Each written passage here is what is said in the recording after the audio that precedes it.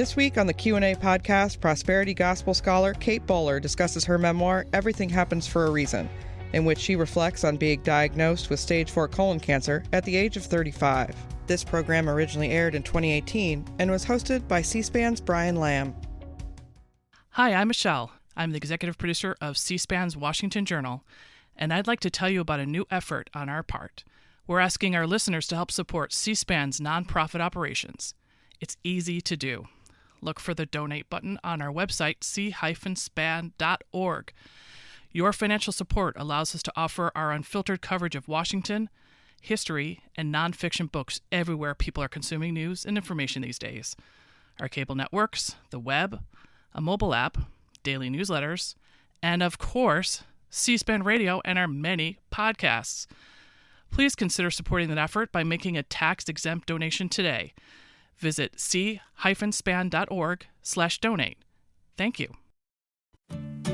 16 years from today, Greg Gerstner will finally land the perfect cannonball. Epic splash. Unsuspecting friends.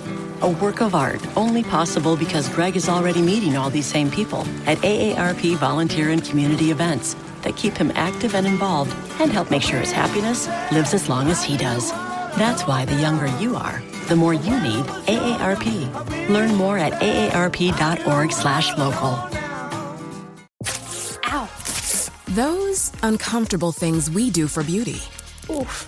Ouch. And when it comes to whiter teeth, same story. Until now. Enjoy rinse-free whitening with new Sensodyne Clinical White.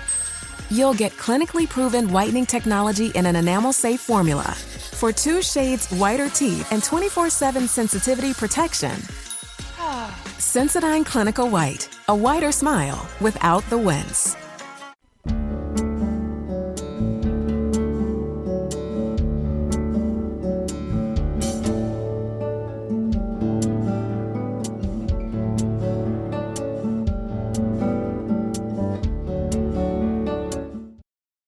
Kate Bowler, where did you get the title Everything Happens for a Reason and Other Lies I've Loved? Oh, I think it just came to me because it was one of the many boomerang theologies that people give to you when you're sick is surely everything's going to work out, God is making a way. And then I wrote the book to try to explore like maybe this was a lie I loved all along. So the book is kind of a theological excavation project where I'm trying to dig into my own secret, terrible beliefs. How sick are you? Well, stage 4 cancer is not decorative, so it's hard, but I'm doing better than a lot of people. I've moved from the kind of crisis management to the more chronic part of this, in which I live scan to scan. But thankfully, so far, drugs and doctors and all kinds of things are making a way. When did you first find out you had cancer? 2 years ago, 35. There's no cancer in my family, so I just didn't imagine that it was possible. And then one day out of the blue, I got a phone call that explained my mysterious stomach pain, and I realized that I was in really deep. What kind of cancer? It's colon cancer. I find I never am very specific about that, partly because I think I didn't imagine everyone imagining me in my colon for the rest of my life. But as it turns out, it's increasingly common that young people are getting what was traditionally thought to be an older person's illness. But you do say in your book that it's in the liver? Yeah, it spreads, I guess, often to the liver, and it did with mine. What's magic cancer? Oh, well, that was just the little phrase I gave to try to explain. They give you this, they give you a series of horrible options when you have stage 4 cancer. Like it could be this, and this treatment might work. Or it could be this other much worse horrible thing, immediate death sentence, or this tiny little, they call a mismatch repair disorder, where the cells replicated incorrectly, and which could be genetic or not. But if you have this 3% cancer, then new immunotherapy possibilities were open to me. So when I found out that I had this tiny little 3% kind of cancer, then I declared it was the magic cancer because it was one of the only kinds that opened me up for new treatment. Where do you live? I live in Durham, North Carolina, but I'm from Canada, and Canadians bring this stuff up all the time. Where do you live what do you do in Durham, North Carolina? I'm a professor of American Christianity at Duke Divinity School.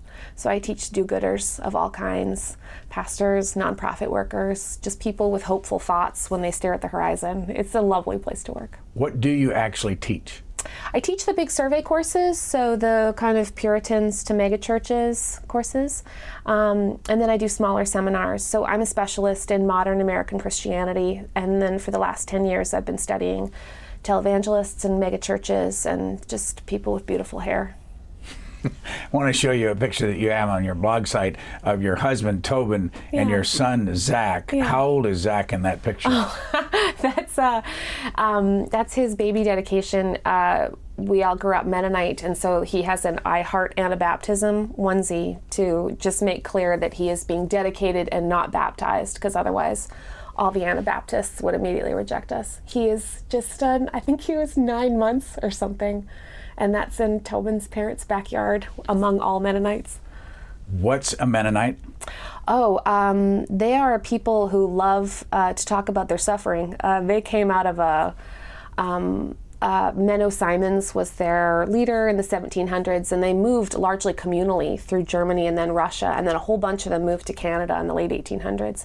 And they populate a lot of like rural Manitoba and Ontario, and in the States, Indiana, Nebraska, Kansas, and then Pennsylvania, different kinds of groups that all have a really thick account of their own suffering, which is largely why they commit to doing things together. Simplicity, pacifism, the desire to ruin salads with Jell-O and sometimes deli meat.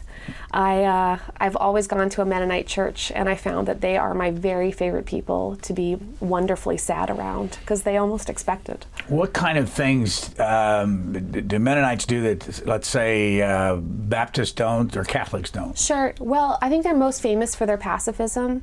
So my husband's grandpa, for instance, was a conscientious objector in World War II. So whereas my grandpa was flying bomber planes, his grandpa was in the mines. So it's an entirely alternate history. They're most famous for their pacifism, often for their anti-materialism. And that's partly why it was, you usually can't tell anymore the difference between them, because they're often plainclothes like the rest of us. They look like every average capitalist. But deep down, they at least feel really guilty for the things they have. How many are there in the world? In the world, I don't know. There's a tremendous growth in like Rwanda, Uganda. So there's a lot of international growth. There's a lot in the plains of Canada, but I'm not actually sure what the overall total is. So when you teach at Duke, what kind of degrees are the people that you're teaching getting? I teach in the graduate program, so some of them will get PhDs, but most of them will get either a master's in religious studies or an MDiv, which means they will become a reverend, and they will go off to inflict my views on other people. Why did you want to teach this? I think I like the idea that ideas always have traction, and that we're beholden to communities of care, and maybe that's become more and more important to me now that I've been living with my diagnosis, is you realize like you're giving people a worldview, and then they have to go out and live in the hospitals and the boardrooms and the living rooms holding people's hands during the most important moments of their life. During this process of finding your cancer, how many doctors did you see? Wow. Well, I had a number of undiagnosed, entirely unrelated, as it turns out, illnesses. So I saw over 100 within the last few years. And then in that last stretch, maybe 15. You had another illness before the cancer. What was that? Well, it ended up being 1,000 times more dramatic than it seemed, but I lost use of my arms for over a year. As it turns out, it was just some kind of very easy to fix nerve disorder related to having overly lax joints. It's so boring, but when I had it, it was very dramatic. I'd find I was like locked in bathrooms for too long because I couldn't turn the door handle all of a sudden. So it made writing my first book, Blessed, mostly a nightmare, because I would often have to have like double arm casts at a healing crusade, or then have to try to replicate research notes or my book while using terrible voice dictation software into a computer. So I look back on that as a very dark, lightly comical time of my life. Your first book, Blessed, was about, and when was it published? 2013, Blessed. It was a history of the prosperity gospel. It was the first historical account of this really widespread movement. It took me about 10 years of obsessive research / stalking people in order to map the kind of contours of it. It was really hard to study at the time because no one calls himself a prosperity preacher. And so you can't do like an easy survey, like, will all the prosperity preachers in the room please put up your hands? Because it sounded so naturally insulting to assume that they weren't just preaching the gospel. I want to ask you whether this man we're about to show you, it's about a minute, Sure. is a prosperity minister, and if he is, how do you know that, and have you talked to him? I got money, I got land, I got houses. I've got about 10. Do you mind me bragging for just a moment? Do you mind me bragging?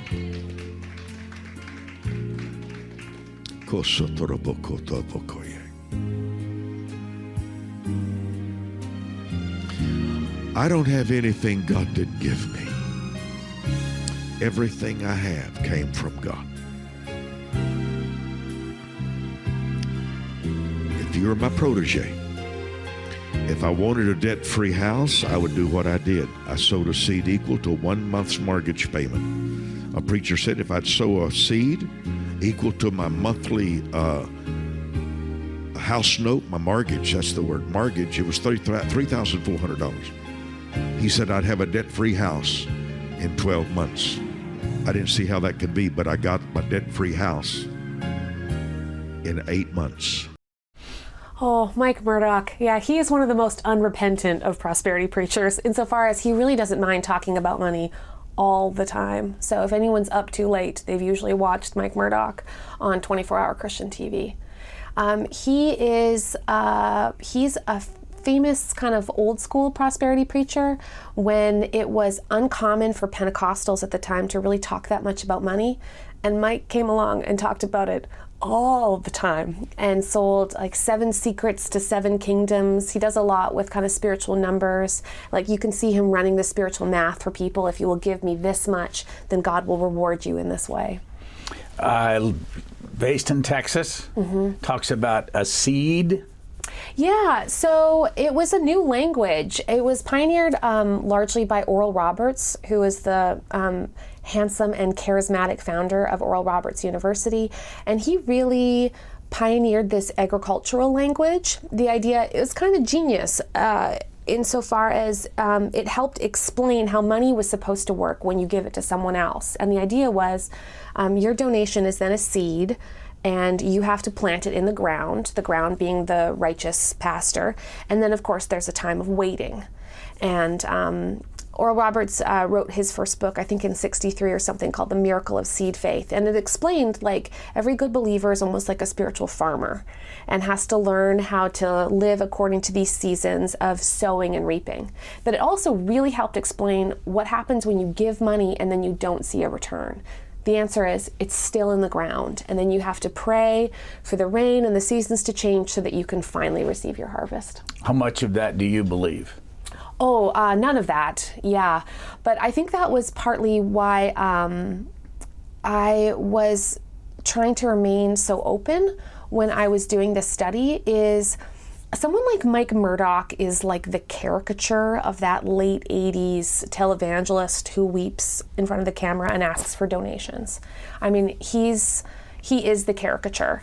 But so often the people that I met in the pews wanted very average things. And if you even look at like the little letters people used to write to Pentecostal healers and like the early Mike Murdocks, they would write for things like a new washing machine or like the nerve to go to a new sewing circle and make friends. I mean, self-esteem, tiny advances, all the little things that make life a little more bearable. And that gave me a lot of compassion for the people who stay up late watching Mike. Next clip is of a man that we knew years ago. He went to prison. Yes. Name was Jim Baker. He was married to Tammy Faye Baker. She's dead, and he's remarried. His new wife is named Laurie Graham. Let's watch this. Got a couple of clips, and I want you to explain how all this works. Fox has President declared Donald Trump is president!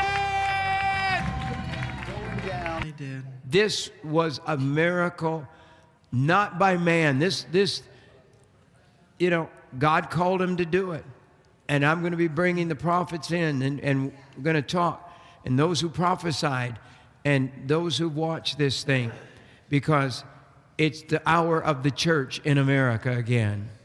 78 years old, still active, does television every day like this. What do you make of him? I hadn't seen that clip, but it doesn't entirely surprise me that so much of his ideas of more than enoughness were always rooted in patriotism.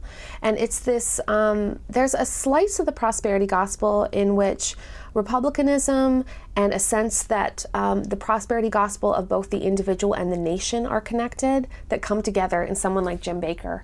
But he and Tammy were the king and queen of 1980s televangelism.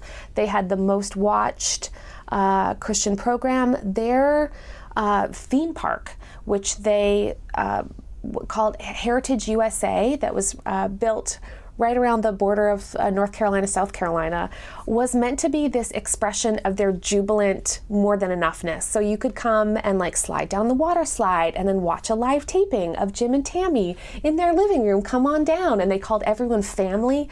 And they really reached into people's living rooms and asked people to celebrate a Pentecostalism that had kind of come of age. Of course, the late 80s, Jim is toppled by both a sexual and financial scandal that sends him to prison.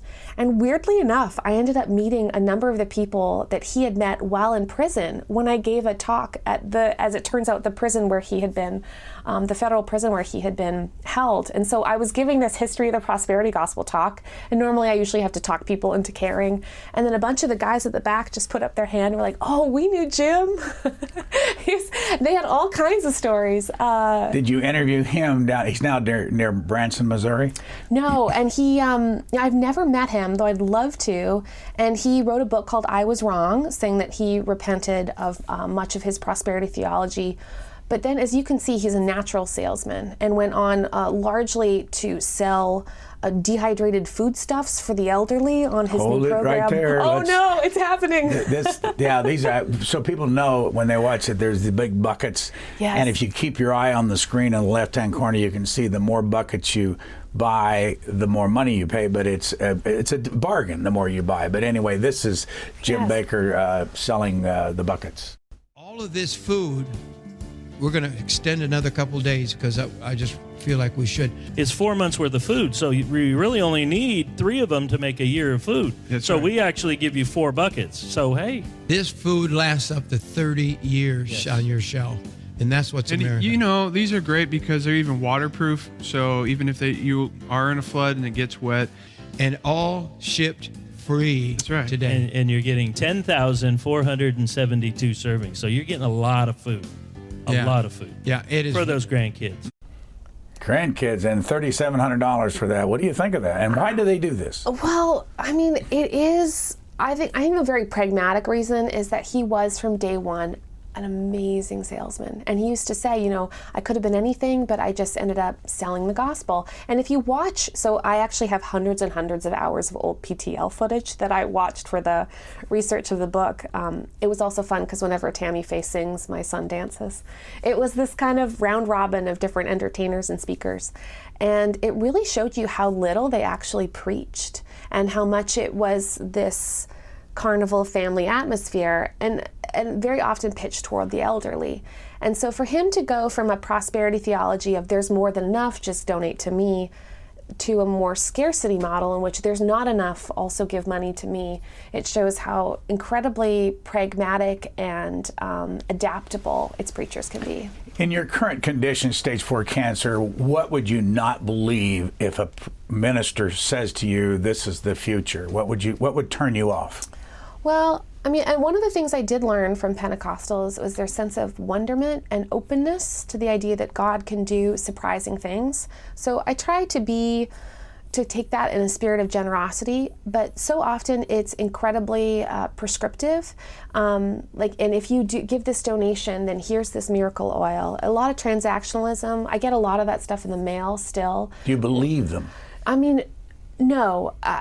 No. Do they believe themselves? I mean, I think many of them do, but there are consummate salesmen among them. I mean, they were always really pragmatic and entrepreneurial. So for instance, even when they just had tents, they would travel around these tent revivalists. The earliest ones were tent revivalists.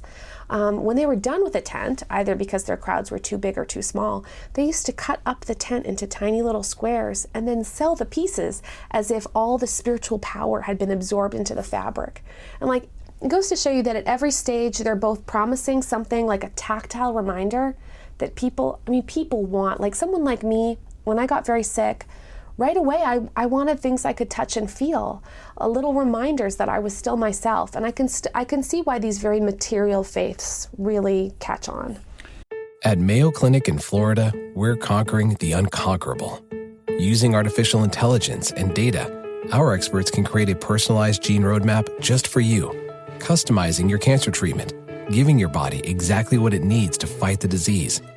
We're making more possible at Mayo Clinic, because every day we're doing what's never been done. Learn more at mayoclinic.org/possible. Mayo Clinic. You know where to go. Here's the President of the United States talking in 2015. And Norman Vincent Peale, the great Norman Vincent Peale, was my pastor. The power of positive thinking. Everybody's heard of Norman Vincent Peale. He was so great. He would give a sermon you never wanted to leave. Sometimes we have sermons, and every once in a while we think about leaving a little early, right, even though we're Christian. Dr. Norman Vincent Peale, Frank, would give a sermon. I'm telling you, I still remember his sermons. It was unbelievable. And what he would do is he'd bring real-life situations, modern-day situations, into the sermon. And you could listen to him all day long. What, in your book, did you write about Norman Vincent Peale, and what did you write? Yeah, well, the prosperity gospel evolved in these different streams. One of them was the Pentecostal version that we saw in people like Mike Murdoch. Define Pentecostal. Oh, sure. So it's a movement predicated on the idea that we're in a new era of signs and wonders, and it started in the early 1900s.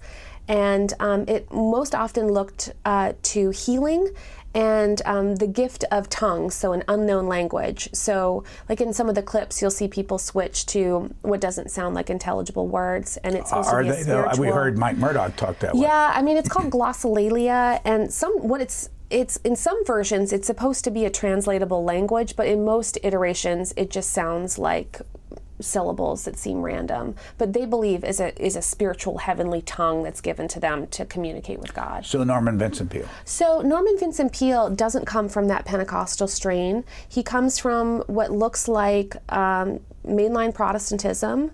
He had a Methodist background, plus this theology of self-esteem. They're all borrowing from this kind of seedbed of theology called New Thought, which was a movement that said that the mind was a really powerful spiritual incubator. So like whatever you can think and then articulate will come true, like you're unleashing a spiritual force. So someone like Donald Trump, who then who latches onto a figure like Norman Vincent Peale, what we see there is a very respectable version of what you say and confess you will possess. Let's watch him. This is back in 1987, and it's called The Hour of Power, which is at the Crystal Cathedral. What do you want to be? Then dedicate it to Jesus Christ along with your whole life. And don't doubt it. Believe. And then form a picture in your mind of that goal. Hold it tenaciously in the conscious mind until by process of intellectual osmosis it sinks into the unconscious, and when it gets into the unconscious, you have it because it will have all of you. Yeah, I mean, they really make visualization and mental processes the kind of theological infrastructure for how it works. So how is it then, like, what's different than having just good self-esteem and doing this? And their answer is that you absorb it in such a way that you can actually unleash it into the world. And so Norman Vincent Peale, he kind of brands his version of the prosperity gospel into positive thinking, and it develops into this long lineage with other famous preachers like Robert Schuller and someone like Donald Trump, who becomes the first presidential candidate whose only religious biography stems from the prosperity gospel. Norman Vincent Peale said, don't doubt it. Why not? Well, otherwise, so there's positive confession and then there's negative confession. So the idea that if you doubt it, if you've created any kind of mental obstacle, then it won't come true. Which means, of course, that whenever bad things happen, you really just have to look at yourself to figure out why it didn't come to be. This one will hit home with you. By the way, have you ever met Benny Hinn?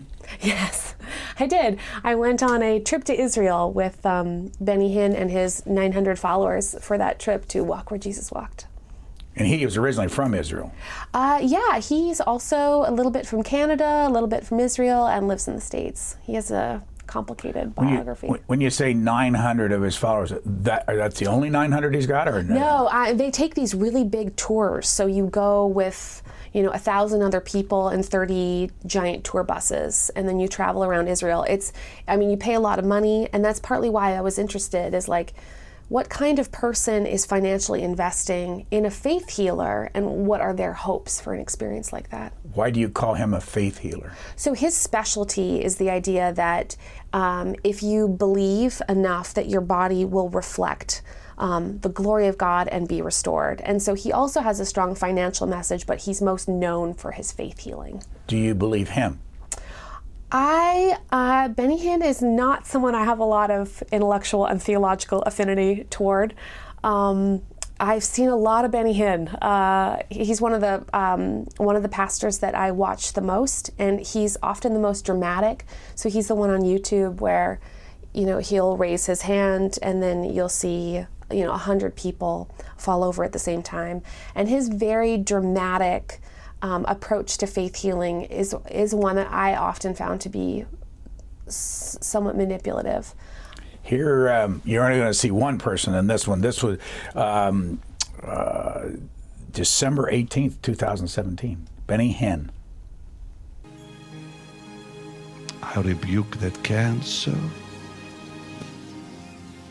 in the mighty name of Jesus. I come against you in the name of the one I serve. Leave this young lady. Leave her now.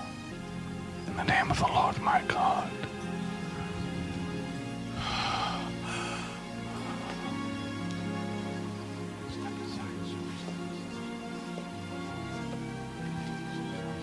Complete healing.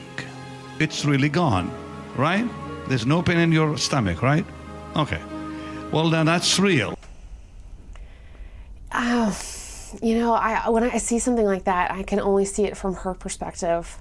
I've had a lot of people pray for me similarly.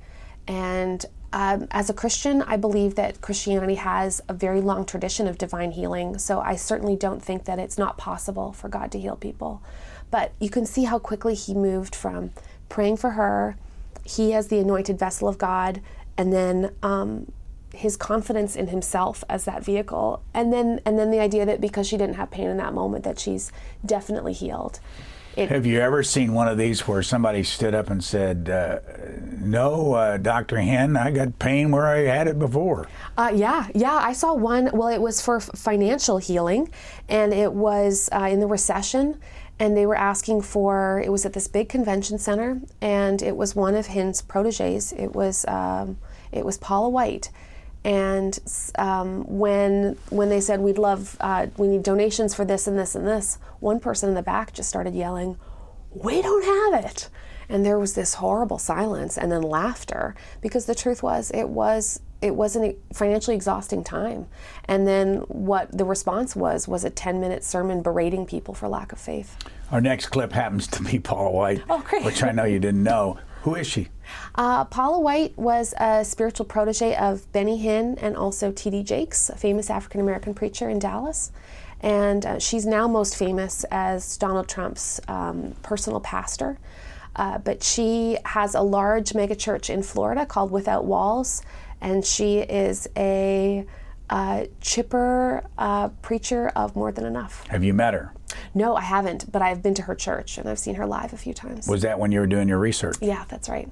Here is Paula White, based in Florida.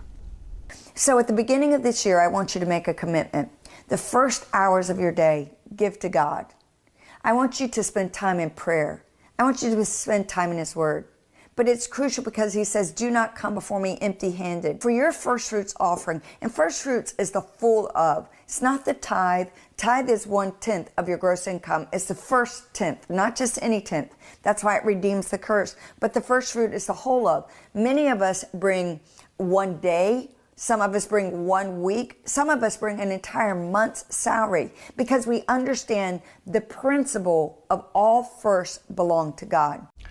Who made up the 10% tithe? Well, there's all kinds of scriptural precedent for money that goes first back to the faith community, and there's a lot of argument about spiritual math, how much whether it's 10%. What you can see there with first fruits is a kind of thickening of categories that the prosperity gospel develops in order to ask for different kinds of donations. So the 10% doesn't just then become a suggestion, it becomes mandatory. So some large churches will even ask for believers' financial records in order to make sure that they're actually giving 10%. Otherwise, the threat is, and you could hear it there, in order to redeem the curse, the idea that you are spiritually in danger if you're not fully giving. So there's seed faith offerings, which can be spontaneous and related to the person. So you might have a guest preacher, so you give a seed faith. There's wait. Seed faith. Seed faith, like we talked about before with Oral Roberts, and that's just the idea that language means that you should give in hopes that that person will be the reason that it's returned back to you. First fruits. There's even Pastor's Appreciation Day, in which you're supposed to give a certain amount to celebrate the pastor's anniversary at that church. I mean, there's just more and more and more categories and reasons to give. I have a friend who talks about her pastor, and he gets, when he goes on vacation, they pass the hat. Yeah. When it's his birthday, they pass the hat. Yeah. And what's your reaction to that? Is if you were in a church like that, what would your reaction be? Well, because weirdly enough, most of the people I interviewed really liked seeing their pastor do well as an expression of who they are. Like, look how well he lives. That's how much he demonstrates the spiritual principles at work. Because the argument is, well, if it works for him, it can work for me. So some of it ends up being really celebrated. So pastors with jets or pastors with, his and her Mercedes-Benz is out front. I mean, sometimes the megachurch will put the parking space of the pastor with the luxury car right in front with a vanity plate so that everybody files past it.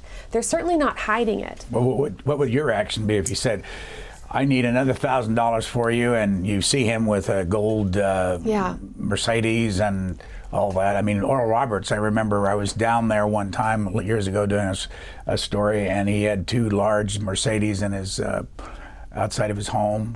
Yeah, I mean, I have a really uncomfortable feeling about those kinds of displays, in part because so often those churches are run like family businesses in which children or brothers and sisters are also board members. And so, I mean, there's been a real push in recent years, especially since the 2008 Senator Grassley investigation, for financial transparency. But it certainly makes it hard because their argument is one that parishioners believe, which is we live in a more than enough spiritual universe, and if God gives to them, God can give to me. What do you mean by redeem the curse? Well, I think they live in a very... She said that. Yeah, Paula White was talking about just the imagination is that it's this densely peopled spiritual universe, and that everything you're doing is not just for something, it's against something. So, I mean, someone like Norman Vincent Peale really never spoke like that. He talked more about self-esteem and used a lot of psychological language and categories. Someone more like Paula White, who's very much in the Pentecostal stream of prosperity, is going to think a lot about supernatural forces always at work against you, and you're using God's principles to counter them. The next man is well known. Reportedly online is worth between $40 and $60 million.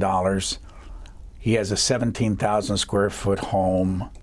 Home's worth about $10.5 million. Again, just watching, looking at the web.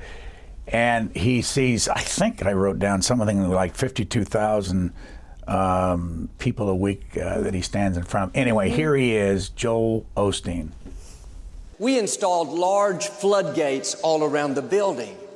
Last Sunday morning, during all the rain, the waters came within a foot or maybe two of breaching the walls and flooding the building once again. Without those floodgates, we wouldn't be in here today. The water started to recede late Sunday, maybe into Monday. We felt it was safe to start taking people in on Tuesday. If we had opened the building earlier and someone was injured, or perhaps it flooded and people lost their lives, that would be a whole different story. And I'm at peace with taking the heat for being precautious, but I don't want to take the heat for being foolish.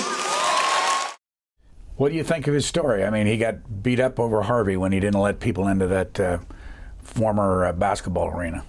You know, I don't know enough about the details to say whether he was appropriately cautious, but it does really raise the question of what a large prosperity church is for. I think part of what the critique he got was is his job to be the front lines of charity? And I mean, I think that's a real question for prosperity preachers when their entire theology says, well, if I do it, you can do it. It's heavily individualistic. And in moments like that, where as the pastor of the largest church in the country, he's meant to set a kind of national example, it does call into question what churches are for. Historically, they have been fundamentally social services. In your opinion, why does someone want to sit in a room with maybe 30,000 people for a service like that? He's a really easy preacher to listen to. He tells adorable, corny jokes. There's always an atmosphere of real positivity and celebration. He's by all accounts very kind. It's easy to like him, and it's easy to want to be around like-minded people. The folks that go there are often aspirational in some way. It works for a message like that works for all classes. For the poor, it's for an imagined, hoped-for life. For the middle class, it often explains what people already have, and for the upper class, gives them reasons to keep caring and also a justification for what they have. He's based in Houston. This next fellow, also well known, is based in Dallas. I'll run the clip and then you can explain how he fits into all this. If Nelson Mandela had not been incarcerated, had not been mistreated, had not been ostracized, he would not have the passion to do what he does. If Oprah Winfrey had not gone through the things that she had gone through, she would not be so committed to making sure that everybody finds their purpose and finds their dream and everybody gets healed and everybody's okay. I'm telling you, what you think is working against you is actually working for you. Pain. Yeah, I mean, T.D. Jakes he's probably the most famous African-American prosperity preacher, though he would hate the term prosperity preacher, because so much of what he does is along a similar lines of talking about self-esteem and a God of more than enough. But his brand, especially Woman Thou Art Loosed, which was a franchise that he developed in the mid-90s around healing sexual abuse of women in the church, really does bring that message out, where your pain then becomes your purpose. The worst thing can be the best thing. It's these constant spiritual inversions that promise that within the course of a human life, you really can have everything you hope for. Is Oprah religious or not? I think so. Yeah. I don't mean personally. Yeah. I mean, does she fit into the religious world that you're talking about? Yeah. Well, a lot of the guests she's had, like the author of a book called The Secret, was very popular, which was another expression of that new thought idea I was telling you about, where your mind is a spiritual incubator and you can have what you can conceive of. It also is the idea that there's no such thing as luck, that any obstacle can be overcome for those who work hard and make the most of every opportunity. And that's certainly just an American belief as well. It's just in the water. T.D. Jakes is 60, and he's, again, these figures are loose because you're never quite sure, but they say he's worth about $18 million. Mm-hmm. Why is somebody that does what he does worth that kind of money? Well, T.D. Jakes in particular has been incredibly entrepreneurial. So he has, I think, a film production company. He's been involved in music. He has a fully orbed series of for-profit and nonprofit enterprises. And part of that springs out of this prosperity theology's entrepreneurialism is I can have it and so can you. What do you think of the fact that these churches and ministers live in a tax-exempt environment? Well, I think there's a lot of controversy over the tax-exempt status, especially for parsonages. I mean, with homes that ministers live in. It's hard. I think it's becoming more and more of an ethical question because churches are increasingly split between the very large and the very small. So the average church has about only 70 people in it, including kids. And then, but most people in the country go to these top-heavy churches, which is to say very well-resourced churches. And so what's tax-exempt status for some pastors is also what makes most churches able to stay financially afloat. You live in Duke, North Carolina, and almost all of these people are from the South. They are, yeah, they're from the Sun Belt. Why? You know, that's such a great question. Part of it, I think, has to do with these are largely suburban, exurban churches. Big churches just need land, and so we find that they're slightly on the outskirts of cities and really sprawling. I'm just doing the hand gesture of the Sun Belt right now because they're mostly in that Atlanta to LA kind of wide half circle. Partly it has to do with urban sprawl. Partly it has to do with migration patterns. Are they more religious in the South than they are in the North? And I mean, because sometimes it surprises you. Like there are a lot of prosperity mega churches around Seattle. And so that creates a kind of evangelical subculture in a largely more secular state. But I started this project in Winnipeg, Manitoba, which has the largest prosperity megachurch in Canada. And we're Canadian. Like, we're not supposed to have prosperity megachurches. If you ask most people, it seems so very American. And even if you listen to preachers all over North America, they'll still say, like, in the name of Jesus. And even just the way they say Jesus, you can tell they had a Southern preacher as a teacher. Here's a man that's worth $25 million, allegedly, from Saddleback, Arizona, Rick Warren. Now, I don't know if you figured this out or not, but God often uses pain to get our attention. C.S. Lewis said, God whispers to us in our pleasure, but he shouts to us in our pain. He's going, hello? Do you think I just made you to live for yourself? Huh? You think that the whole purpose of your life is for you to just live for you? No. You're made for so much more. And God often uses pain to get our attention, and God often uses pain to prepare us for a breakthrough. So if you're in pain right now, congratulations. Do you believe that? Well, and first of all, I won't say that, like, Rick Warren, I don't think is a prosperity preacher. He's largely Southern Baptist, and in his church, Saddleback, in California. He's in California, not in Arizona? Yeah. No, it's fine. It's Saddleback Church. And it's largely an evangelical church. But I think what he's getting at, too, is a theology that most Americans want to share, which is that somehow pain is always progress. I don't believe that anymore. I mean, I think I really thought that life was just sort of a series of ladders, and if I just kept trying and climbing, that it was always going to lead to something. Because you've had a lot of pain. I mean, and like pain that just leveled me. And part of it was coming to grips with me not being able to cure my own cancer and assume that I will always have the time I want with my family and be able to imagine the future for myself that I had expected. And so while I think all kinds of beautiful things can happen in our dark seasons, I think it's a beautiful lie to say that pain will always be a reward. Here is a name that certainly people my age will remember. He's still alive. He's 82 years old. But this goes back to 1988 when he got himself in a little trouble. Let's watch. I have sinned against you, my Lord. And I would ask that your precious blood would wash and cleanse every stain until it is in the seas of God's forgetfulness, never to be remembered against me anymore.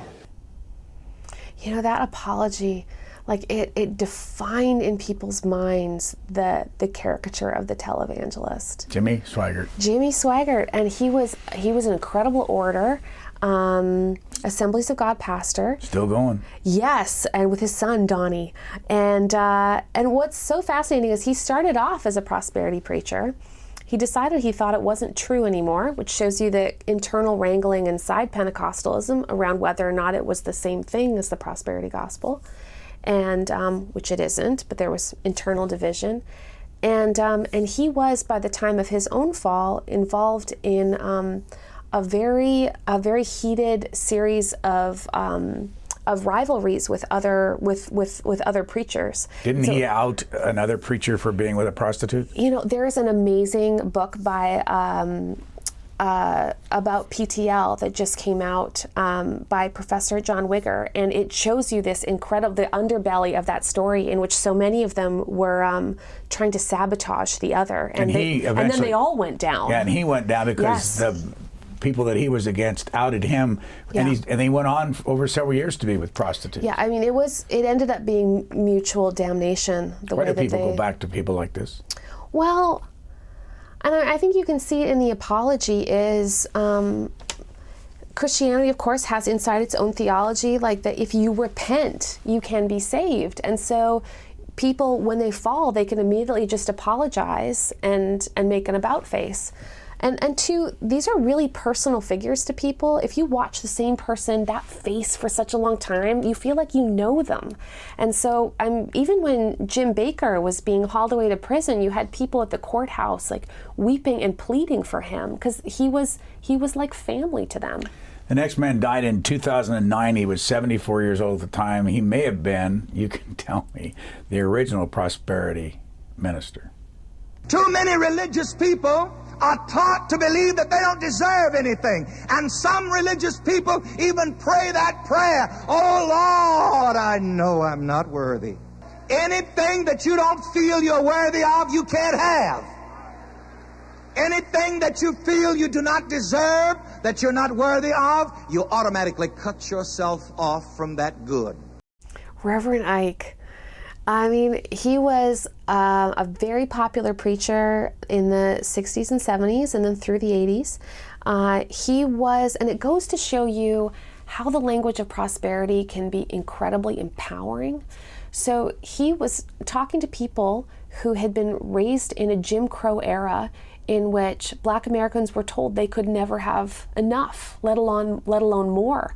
And so this thick strand of African American prosperity preaching ended up being part of this very often emancipatory vocabulary of saying, God never asked you to be there with someone with their heel on your throat, that God can promise you more. And you can see prosperity flourishing among many communities that are often disenfranchised. Let me ask you again how long you've had the cancer? A little over 2 years. What kind of treatment are you getting now? I've had a whole series of, I just finished one course of treatment, and now I'm just getting... What is it? Immunotherapy and chemotherapy. Where is it being done? Now it's at Duke. It's actually like 3 minutes from my office. So I leave my office and then I go, and all of a sudden I'm in a place where everyone has face masks. It's a real about face in my day. But for a while you were going to Atlanta? Yeah, I went to Atlanta for almost a year every Wednesday. That was a trial? Yeah, a clinical trial. Immunotherapy is really at the beginning stages of development, and so those of us who qualify for trials are pretty desperate to get it. When you had an operation, what was it? Man, I've had a few operations. Well, the main one, the first one was to remove a huge tumor from my colon. And has there been any shrinkage on the current tumors you have in the liver? Mm-hmm.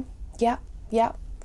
But that, and with everything, it's, I think that's where we are with immunotherapy and the idea of a new category of incurable, which is that with so many things changing in science, the hope is just always to get from one good outcome to the other.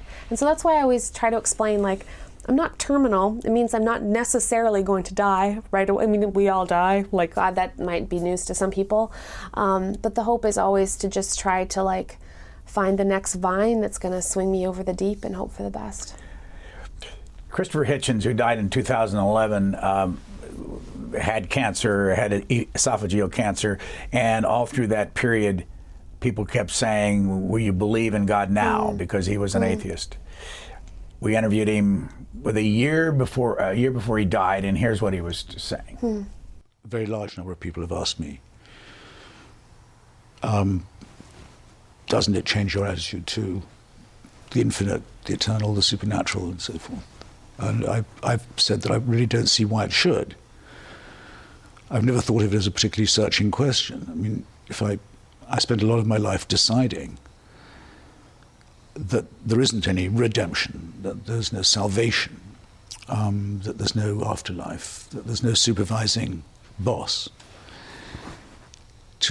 If I was to tell you, well, now I've got a malignancy in my esophagus, that changes everything, you would think, I hope, that the main effect had been on my IQ. He's always so clever. What about your attitude since you've gotten cancer at a very young age? Have you changed your thinking on anything related to religion? Yeah, I think I have. I've always considered myself like a pretty Jesus-y type, but I think so much of it was wrapped up in me assuming that God was a part of this life enhancement project I was on called Life. And the second I got very sick and you kind of come to the end of yourself, I will admit it was a really spiritually powerful time for me, which is funny. I feel so uncomfortable. You can hear me stuttering. Like, I'm good at talking about other people's faiths. I'm a historian. I'm the calculated, careful observer. But when it comes to my stuff, it was almost so like intimate. I didn't want to tell people. I felt the presence of God. I felt the love of other people. Just people pouring in, all the intense prayers. The second I got sick, my whole little community got together in a chapel and just prayed like marathon runners for me, like handing off throughout my whole surgery. Part of it was them reflecting back to me love, and also was just the sense that, like, my hope is that as you're preparing to die, like I was having to make preparations, that someone or something meets you there, and I certainly felt that way.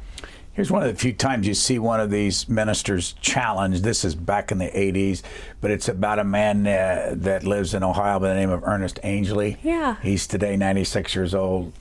Tell us what you think of this.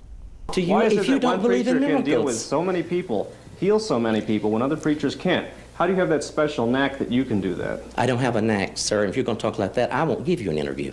This is no knack. Aren't you ashamed to throw off on the Word of God like that and call this a knack? Don't you fear God? The Bible says that God is the healer. And Jesus came and healed the sick. The Bible said they could. The Bible said in the 16th chapter, Why is it they can't do it? I fast, I pray, and God answers prayer, man. God answers prayer. Yeah, you could see him like pressing into like what's the formula? And like, is it a prayer? Are you anointed? Is it a special place you go to? I've been encouraged to do all of those things so regularly. Does God answer prayer? Yeah, I think often, and then sometimes not. I think the question is that the prosperity gospel raises is there a secret formula? And can I find it somewhere? And I think the answer is no. But does that bar us then from wonder and hope? I don't think so. Recently, Pat Robertson had a major stroke, although they say he will recover completely from it. He's 88 years old. But years ago, back in 1985, you probably studied this incident. Let's see what you think of this. And at 10:30 in the morning in the old Monticello Hotel, which has now been demolished, I stood up in prayer and led that group of 200 plus people in prayer. We rebuked the hurricane, this monster in the Atlantic Ocean, and commanded it in the name of Jesus to turn around and go where it came from. Now, at 10:30, the forward progress of that hurricane stopped, like a great hand went out and stopped it. This is a true story. You can look at the records if you don't believe me.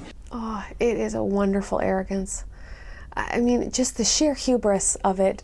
I sort of love it. Like, you can see my face whenever I watch something like that, or I've been in a million healing rallies, and like, part of what I admire about them is they have gumption like nobody else. They really believe that they can turn away a hurricane, and I'm glad they try. The problem is, why have there been several hurricanes in Virginia Beach since? well, yeah, I mean, it immediately opens itself up to like, well, then why can't it work all the time? Uniformity. And the other is, like, what condemnation then lies on those who fail? And this is always the problem at prosperity preachers' funerals. Unless they die at 96 or something, then there's always a bit of the bulletin that has to explain why a man of faith would pass away, as people are scraping and clawing for the meaning of it. And I think that is an awful burden for the sufferer to bear, that they can't simply be a person to be loved, but they have to be a problem to be explained. This happened after the Super Bowl when the Philadelphia Eagles won the game. Here is their quarterback, Nick Foles, and you'll see what he had to say. Just another game, right, Nick? Yeah, just another game. Unbelievable. All glory to God. Obviously, Lily really likes this mic. And to be here with my daughter, my wife, my family, my teammates, this city, we're very blessed. Reportedly, he's going to be a preacher after he gets out of the football business. Yeah. All glory to God, but what happened? How do you explain that before the games start, both sides pray? Yeah, I mean, I think the Super Bowl is always the annual reminder to Americans that somehow there's an intermediary step between their prayers and God's answers. Is this is a country that doesn't believe in luck. This is a country that thinks that all things are earned. And so when you see, especially with athletes, is like them sweat and bleed for a goal and then only one side wins, it always highlights the capriciousness of moments like this, is there will always be winners and losers, and you don't get to pick which.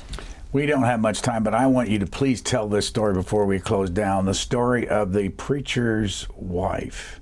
Oh, sure. Waiting is the language of Ecclesiastes, and then you go into the story. Would you please tell that one? Do you remember it? No, tell me. It's the wife and the pastor, and... Oh, yeah. No, of course. So I learned a lot about the kind of ritualized expectation when I went to these churches, and the preacher's wife stands up in the middle of the service and says that we need to pray down the rain, and that if we pray that the spiritual heavens were open and everything that's been asked for will come down. And so people start stomping and shouting and praising God in hopes that everything they're saying will come true. So a house, a car, and for me at the time it was a baby. Is like what it does is it carves out in you a hope for every good thing, that maybe we are living under an open heaven. And she stood up in the church. She did. She stomped her feet, then she kicked off her heels and asked us all to hope for more. Are Mennonites, which you are a member of the church, are they evangelicals? Some of them are, yeah. They're kind of they're a little like the Jewish faith, in which it's both a culture and a religion. So it's kind of got a widespread inside Mennonite culture, because it can be both like are you Mennonite, ethnic and a religious designation. But a lot of them are evangelicals. The New York Times twice, big articles by you. How did that happen about your situation? Sure. Well, the first, I mean, I tend to write very privately. So at first, when I first got sick, I noticed the great irony of me being the scholar and the author of a book called Blessed, when nothing in my life appeared to match that theology. And so, of course, I wanted to be the first person to point out that I wasn't super #blessed. So I wrote a piece about what it feels like when you're a problem to be solved and people start trying to pour certainty on your pain. Like, well, you should try this, and maybe if you just prayed in this way, or go see so-and-so, he'll fix this. And just the desire I had to want for more when I wasn't sure it was possible. Anyway, so I sent that article in. I found a wonderful editor, Aaron Radica, who I adore, and he gave it a front page of the Sunday Review. And then I got thousands of letters about it saying, no, I'd actually really like you to be certain, and here's the solution. So the only point had been, please don't pour certainty on my pain. And then, of course, a zillion people did. So I wrote And then you wrote again. Yeah, so I wrote this other piece about like, okay, guys, I love you so much. Here are kinds of categories of responses to those in pain. There are minimizers. At least you don't. Problem solvers, maybe you should try, or teachers. Have you seen this documentary? And all are born of great love, but I would like to say, like, I am not on trial. 2 books that you need to know about by Kate Bowler. One of them is Blessed, A History of the American Prosperity Gospel. That's back in 2013. And her newest book, Everything Happens for a Reason and Other Lies I've Loved. Kate Bowler has been our guest, and we thank you. Thanks so much for having me. What a treat. All Q&A programs are available on our website or as a podcast at cspan.org.